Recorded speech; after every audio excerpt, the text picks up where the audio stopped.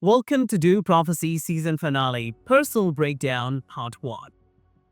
The episode starts with an aerial view of Wallet Night and a close-up shot of our queen, Camilla Shad. Tula. No offense, please. There's horror on her face, as if she had just seen her exam grades and is afraid of the Mother Superior. Honestly, I didn't know that reusing some synonyms could signal power in the name itself. Like the word YouTube vlogger could be rebranded as YouTube Vlog Master. It does sound mighty, right? Anyways, back to Wallet 9, where Tula is sitting after discovering the truth about Desmond Hart's bloodline. Well, until the previous episode, I never had the wildest idea that Desmond Hart, the lunatic who steam-roasted that innocent child who just showed up his machine toy, is Tula's son. So Tula is sitting there, wondering, what have I done? How would Valia react to this? Hearing voices telling her she shouldn't have abandoned her child and never ever had followed her sister. Just like I hear whispers in my wildest dreams when I procrastinate for days on end, wondering why I should never ever listen to YouTube self-improvement gurus. In the next scene, we see Valia arguing with Sister Dorothea, who is heading to destroy the genetic record collected by Mother Rakala. This record serves as the foundation of all the political maneuvering that Bene Gesserit has planned for the future. Sisters are witnessing all this state opera from the second floor. It's the same, like I enjoy watching a group of people pick up a find from the 7th floor of my building. That's a nice view to enjoy sometimes when I feel bored. And then Valia uses her voice. Not just a normal voice, believe me. When I first watched this season, episode 1, it was around 2 o'clock in the morning and I jumped out of my bed and started looking for a knife. Thankfully, it wasn't around me, but it was kind of scary. So Dorothea kills herself on the command of Mother Superior, the future Mother Gothel. And everyone agrees to hide the crime. Sisterhood above all, like I would do if someone would steal a dumbbell from the gym next time. Yeah, brotherhood above all, by the way. Then we see Tula discussing the effect of the virus with Dr. Nazir, which killed Kasha. She volunteers to study the controlling mechanism of the virus in the human body.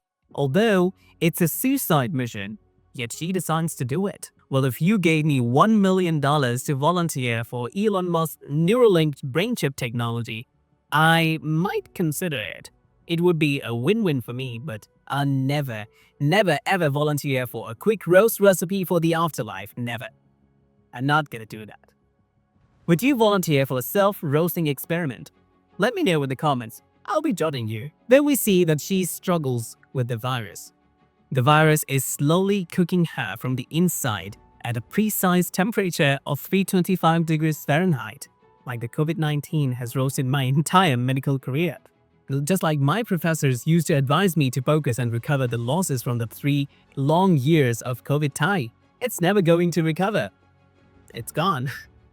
Just like Dr. Nazir, a well-done human steak at this point. Tula is terrified at what she has done to Dr. Nazir. Well, Tula darling, it's not your fault. Too much adventurism is fatal. For me, it's Camilla's face here. Like she had just seen Charles reconciling with Diana. Well, I'll never forget what they both did to Diana, the Princess of Hearts.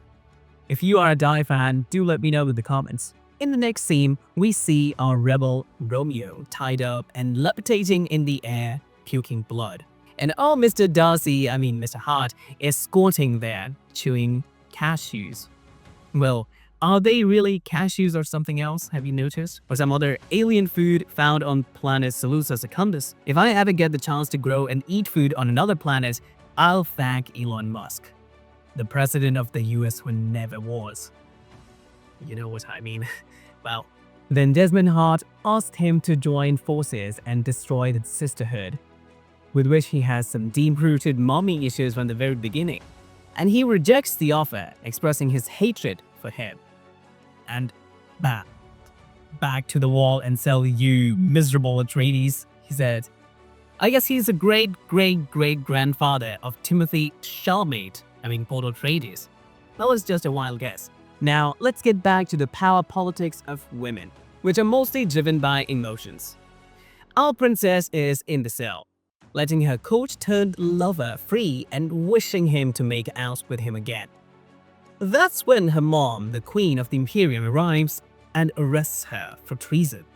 At this point, the Queen is ready to sacrifice everything for power, even her own blood, the princess. Fascinating how far power can take you. But her actions are more about revenge than actually gaining power, mostly because of her husband's ex-lover and escort, Francesca.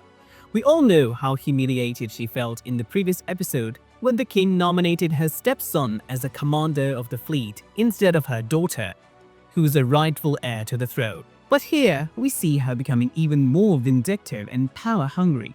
The next shot shows the king making out with Francesca when he gets the news of his daughter's arrest. Well, imagine if you are a king holding supreme power and someone arrests your prince or princess. How powerless would you feel? You can see it on Karina's face here. Francesca runs to tell Mother Superior, who is as charged as Rachel Zegler was when she saw 1 million dislikes on the trailer. Well, that's all for part 1. I'll see you in part 2 of the video. Stay tuned to Mophie Reviews and Happy Christmas.